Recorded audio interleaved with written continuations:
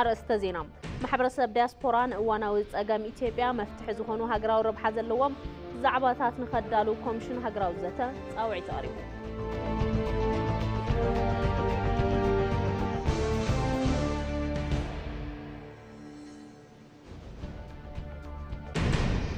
Corporation Broadcasting Ethiopia بناء عرسو عقميز فترو متكبر موبايل لوم معلتي بعلم الرئوب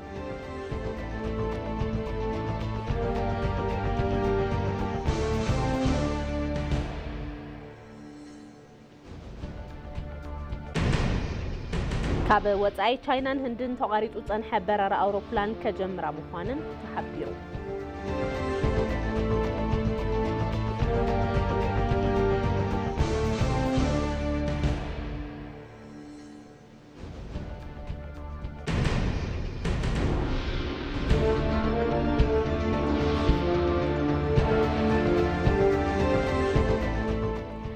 سلام تعنا بالله كميتم سيوز خبركم تملكتنا ساعات حد خوين مع زينا جميرلو مع زينا حيزة نازريت بريو حبيركم كتانحي فلما حتصر زيناتات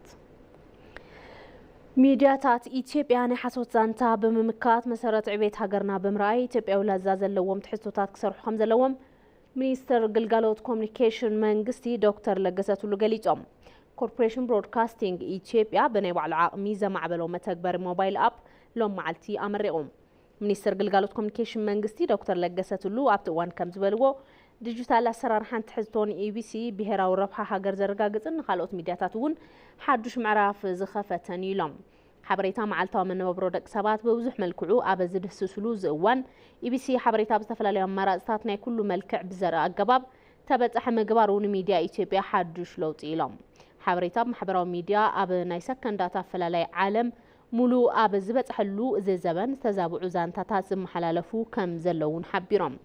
زم مكات زخلو مثل هاجر زهانتو زي قاتا زقراربون بهراو ربحا زخبرون تحسوتات بديجيتال عالم زباط حسرارها يبيسم معبالو عبي لو تخمز خونه أرديوم مرخب تحفاش ناي حاسوت زانتا بممكاتن مسارتات عبيت هاجرنا بمرأين إثيوبيا ولزاب زلوم تحسوتات تخرات كقبل خمسة لوم منتزاربهم نزل ما يبيسين للعسرة فلفلات تحسو للعشرين حاموشان ديجيتالايز سيستمات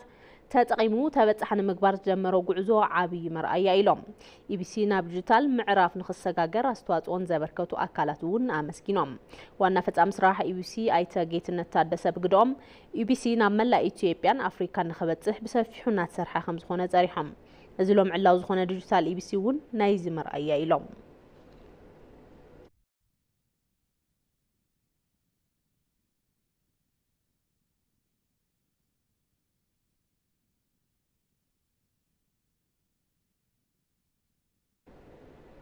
محبرسب دياسبورا نوانا وصقام إثيوبيا مفتح زخونو هاجراو ربح زلوم زعباتات نخدالو كوميشن هاجراو زتا صاوعي تقريبهم وانا كوميشنرت كوميشن بروفيسور مسفن رأي اب ذهبوا مبرهي اب قربا كاب محبرسب دياسبورا سراح زعبا متخاب كمزالت افليتهم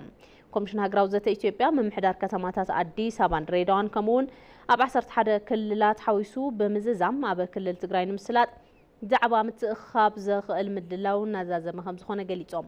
اب قصالي اب وصا مسنبرو ኢትዮጵያን ተመሳሳለ ስራሕ ከምሳለጥን ናብ ተግባር ከምስተአተውን ውን አረድዮም በአንጻር ጊዜም ቦታን ናብ ኩለን ሀገራት ምብጻሕ ለዘይካል ተስራሕ ምትخاب زعبا በይነ መረብ ከምሳለጥ ገልጾም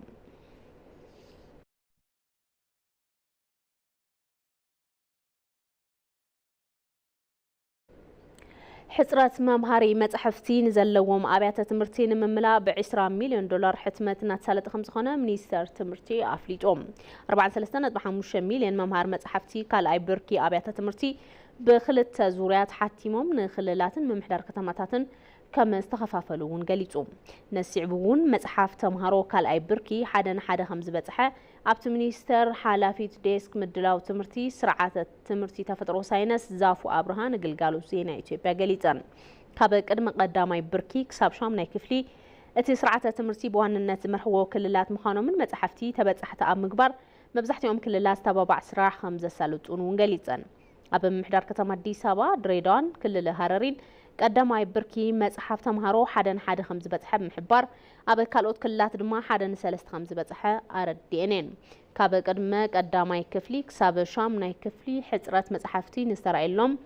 እንግሊዝኛ ሓሳብን ከባቢያዊ ሳይንስን መምሃር መጽሓፍትን ምምላእ ምስ መሓዙት ኣካላት ብምዃን ተወሳኺ መጽሓፍቲ መምሃርን ምስትምሃርን እናተሓተመ ይዝርከብ ኢለን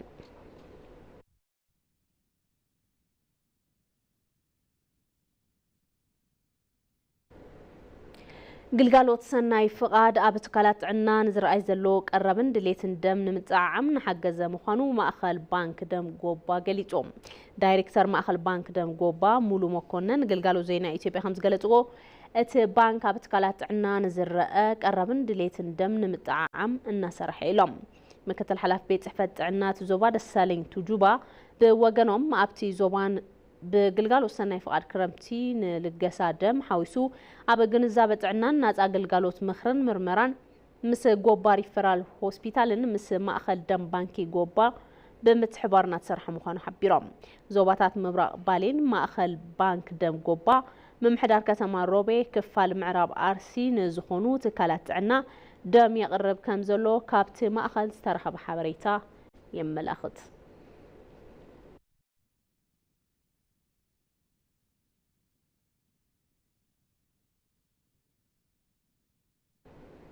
أب كتما هرر بتيس عن شدوش مليون بروزاز تنازع ريجنال لابراتوري لوم معلتي تمريو كفت وينو لام رئيس محدار كل الهرري أوردين بدربت أوان أبت كلل نتابع حنتن زريتن زفرت عنان مدنفع بتخرات نتصرح مخانو تزاري بام نقل قالوت كفوس تجبرة ريجنال لابراتوري أول بركي قلقالوتو تعنا زعبن كابت خلال حليفون محبر السب قرباب تخبابتات تربحي زقبر كم زخونة بمحبارة اللابراتوري بملو عقمي قلقالوت نكهب كتتلن حجزن كجبري لام نستر تعنا دكتور مقدس دابا أبتهاجر أبزحلف شعات عمتات 20 شمونتن لابراتوريتات تهانيت قلقالوت نهبو خام زخونة بمحبار استحلالهم مرمراتات بمقبر عقم زفرت عنا نمقلوات لعول بتصحيت كم زلوه عبريهن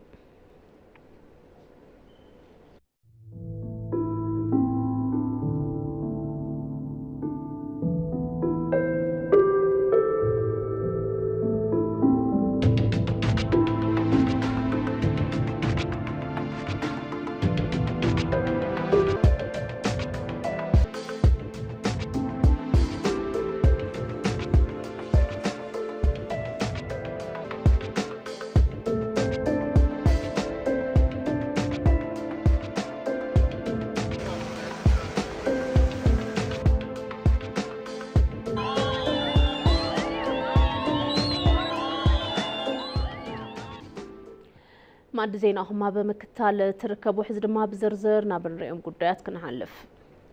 كوربوريشن برودكاستينج إثيوبيا بني عرسو عقم زفترو متكبر موبايل لو معلتي بعلم الرقم أبتسنا سرعة من رقات ديجيتال إي بي سي العلوت حلف تسرح منقستي أثليتات سنت ببنياتات أو عيس تكبر لهم أجايشن ترقبوا معهم أبراهام فسات وصلوا كوربوريشن برودكاستينج إثيوبيا إي بي سي بناي بعلو عقمي زبل تقو ديجيتال متكبر موبايلن استفلاليو توسختي سرعات متكبرن بعلي أمرقم اتتكال ديجيتال اي بي سي بزبل اب زدالو سنه سرعه مرقات تعلوت حلفت سراح ارتيستات اتليتاتن امرارحاتي تكالن كمون صاوعيت استغبرلهم اغايشن ترخيبهم يوم 25 سسا 9 بزبل اف ام 97.1 راديو اثيوبيان تلفزيون اثيوبيان بقدم صعب سراح جمرلو عمتات عملكيتو نخبر زركب اي بي سي نتي زمن زمتن متغبر موبايلن ديجيتال اديتوريال سرعتن زحازه سيستم ارساس حويسوم 25 ديجيتال متغبرتات موبايل مبلصاغو وانا فصام سراح اي بي سي ايته ጌትነት ታደሰም ተዛሪቦም ከዘመናዊ የዲጂታል ኒውስ ፍሎው ከምንለው እስከ ኤዲቶሪያል ውሳኔዎቻችንና ካብ ዘመናዊ ዲጂታል ዜና ክሳብ ውሳነታት ኤዲቶሪያልን ምስራሕ ምውፋር ስራሕትን ሲስተም እርሳስ ሓዊሱ ናብ ከባቢ 25 ዝኾኑ ሲስተማትን መተግበሪታትን ናብ ስራሕ ካኣቱ ኣኺልና ኢና እዚ ንሰርሖ ብፍላይ ካልኦት ትካላት ልምዲ ክኸውን ዝኽእል ብውሽጣዊ ዓቕሚ ዝስራሕ ስራሕ ብምዃኑ ንሕና ከም ቤተሰብ ኢቢሲ ብጣዕሚ ዘኽርዐና ነዚ ድማ በዋናነት ምስ ዲጂታል ኢትዮጵያ ዝመርሑ ትካላት ከም ሜንት አርቲፊሻል ኢንተለጀንስ ኢንሳን ካልኦት ትካላትን ብምዃን እናሰራሕናሉ ዘለና ኩነታት ብምዃኑ ነዞም ሰብ ሞያ ኢቢሲ ኣብ ቅድሚኹም ኮይነ ከመስግኖም ይፈቀደለይ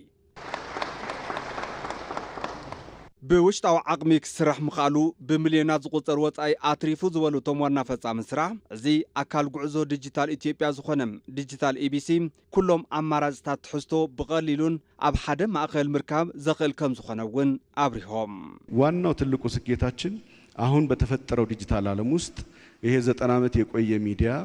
እቲ ቀንዲ ዓወትና ሕዚ ኣብ ዝተፈጠረ ዲጂታል ዓለም እዚ 9 ዓመታት ዘጸንሐ ሚድያ ዓርሱ ምስቲ ዘመን ተዋሂዱ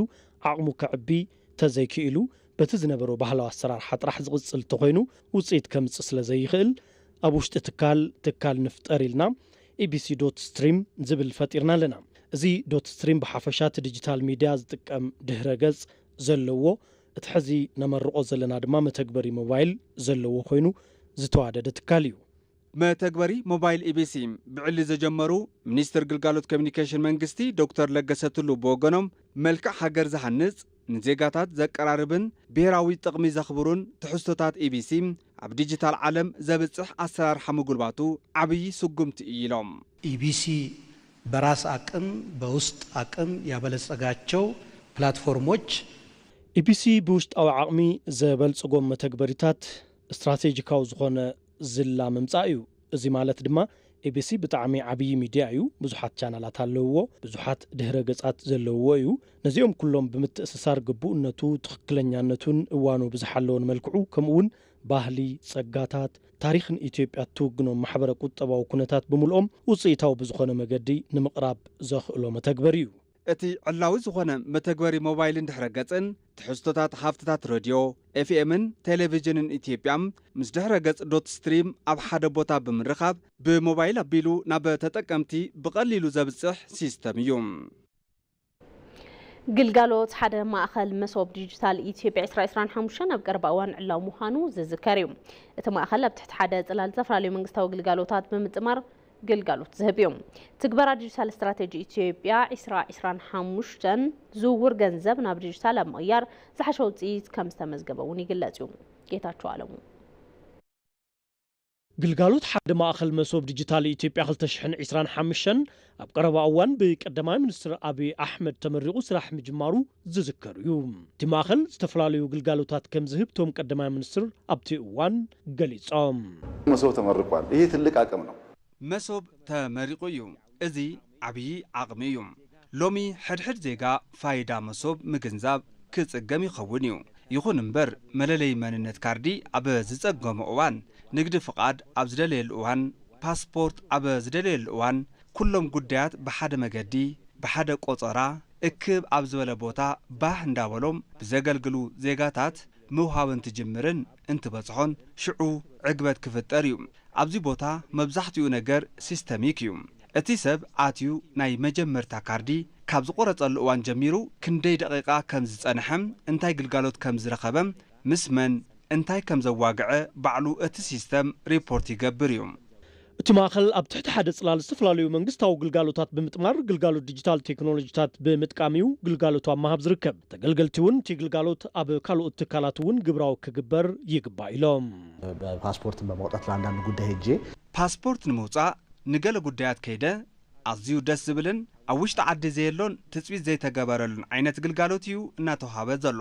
እዚ ድማ ናብ እቶትን ካልኦት ኣብያተ ዕዮን እንተዝኸይድ እሞ ወይ ድማ ሃበ ከምዚ ዓይነታት መስኮት ምትእንጋድ ዝከኣለሉ ጉዳይ እንተዝህሉ ኣዝዩ ጽቡቕ እዩ ኢለ ይሓስብ በአንድ መስኮት ሁሉንም ብናገኝ በጣም ደስ የሚል ነገር ነው ያለው ኣብ ሓደ መስኮት ኩሉን ትረክብ ኣዝዩ ባህ ዝብል ነገር እዩ ዘሎ ግዜ ይቁጥበልና እዩ ብመንጽር ቁጠባ እውን ብዙሕ ኣይነውፅን ኩሉ ከምዚ ኣብ ሓደ መስኮት እንተዝኾነልና ግዜ እውን ነትርፍ ኢና ኣብ ሚኒስትሪ ቴክኖሎጂን ኢኖቬሽንን ዋና ፍጻሚ ስራሕ መራሒት ብሔራዊ ኤሌክትሮኒክስ መንግስቲ ዘኪ ጀማል ንምክልኻል ብልሹ አሰራርሓታት ትግልጋሎት ሐናጽ ይግደ እናተጻወተ ይለን አላስፈላጊ የሆኑ አሰራር ውስጥ ያሉ ብልሹ አሰራር የምንላቸውን ነገሮች ዘይለይት ኮይኖም ኣብ አሰራርሓ ዘለው ጉዕዙያት እንብሎም ነገራት ብምቕናስ ሕብረተሰቡን ግልጽ ዝኾነ ግልጋሎት ንኽረክብ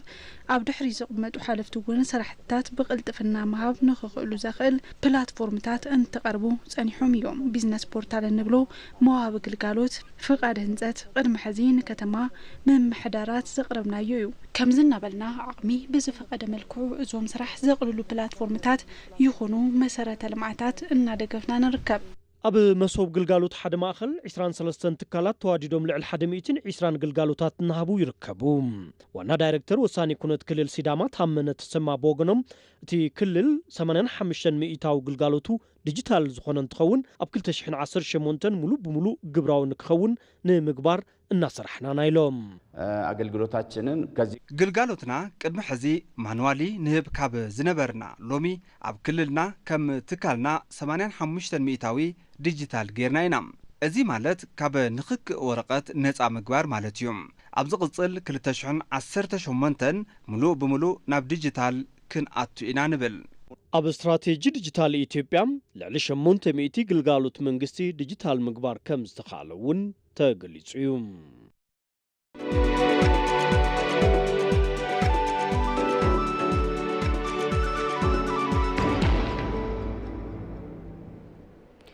ሚኒስተር ማይን ኢነርጂን ምስ ዓለም ለኸ ሶላር አሊያንስ ናይ 400 ሜጋዋት ሶላር ፓርክን 700 ኪሎዋት ሰዓት ሶላር ሚኒ ግሪድን ንምጅማር ዘኽእል ስምምዕነት ተፈራሪሞም። ሚኒስትር ዴኤታ ማይን ኢነርጂን ዶክተር ሱልጣን ወሊ ኣብቲ እዋን ከም ዝበልዎ ኢትዮጵያ ሓይሊ ፀሓይ ልዑል ዓቕሚ ምህልፋል ይሃልዋ ዳእምበር ካብቲ ዓውዲ ክሳብ ሕዚ ትረኽቦ ሓይሊ ትሕቲ 10 ሜጋዋት ኢሎም።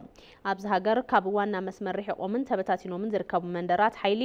ክረኽቡ ስለዘይኽእሉ ብምዃኖም ነዞም ከባቢታት ዝሕደስ ሓይሊ ተበጻሒ ንምግባር ብትኩረት እናተሰርሐ ምዃኑ ብምሕባር ስምምዕነት እውን ናይዚ ኣካል ከም ዝኾነ ሓቢሮም። ኣብ ኢትዮጵያ ኣብ ሓይሊ ሶላር ዝሰርሕ ፓምፕ ተበጻሒ ብምግባር ሕርሻ ንምዝማን ከምኡውን ምልቃቕ ካርበን ባዶ ዝገበረ ሓይሊ ብምስፍሕፋሕ ብኽለት ኣየር ንምክልኻል እናተሰርሐ ከም ዝኾነ ተገሊጹ እዩ። ንኢትዮጵያ ሓዊሱ 124 ኣባል ሃገራት ዘለዎ ዓለም ለኸ ሶላር አሊያንስ ኣብ ዝሓለፉ 4 ዓመታት ቴክኖሎጂታት ሶላር ኣብ ኢትዮጵያ ንምስፋሕ እናሰርሐ ከም ዝኾነ ተሓቢሩ እዩ።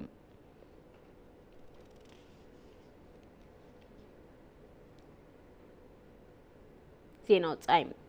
ቻይናን ህንድን ተቋሪጹ ጸንሐ በረራ አውሮፕላን ከጀምራ ምዃነን ተሓቢሮም። ኣብ መንጎ ቻይናን ህንድን ን5 ዓመታት ተቋሪጹ ጸንሐ ቀጥታዊ በረራ አውሮፕላን ናብ ዝተፈላለዩ መባጽሒ ቦታታት ክጅምራ እየን።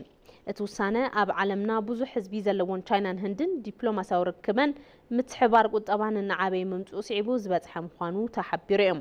ብመሰረት እዚ መንግስቲ ህንዲ ኤር ኢንዲያን ኢንዲንጎ ዝተባሃለ ዓበይቲ ኩባንያታት መንገዲ ኣየር ኣብ ቀጻሊ ሰሙናት ናብ መባጽሒ ቻይና በረራ ክጅምራ ተሓቲቱሎም። ኣብ 2020 ቆጻጽር ኣውሮፓውያን ብሰንኪ ለበዳ ኮቪድ-19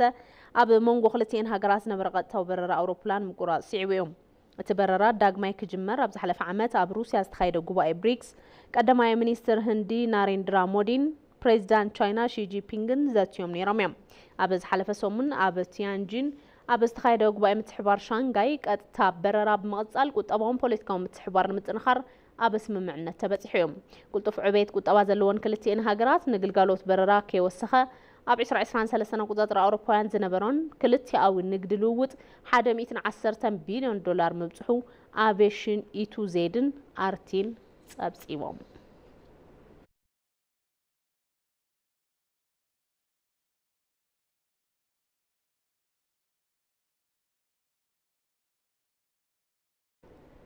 ማዕድ ዜና ቅድሚ ምዝዛሙ ቀንዲ ነጥብታት ዜና ማሕበረሰብ ዲያስፖራን እዋናዊ ጸገም ኢትዮጵያ መፍትሒ ዝኾኑ ሃገራዊ ረብሓ ዘለዎም ዛዕባታት ንኸዳሉ ኮሚሽን ሃገራዊ ዘተ ጻውዒት ተቕሪቡ።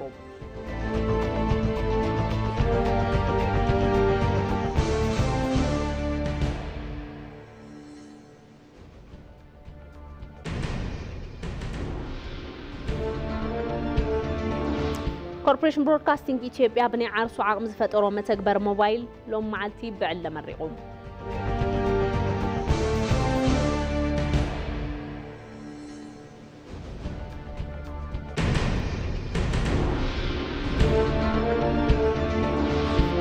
ካብ ወጻኢ ቻይናን ህንድን ተቋሪጹ ጸንሐ በረራ አውሮፕላን ከጀምራ ምዃነን ተሓቢሩ።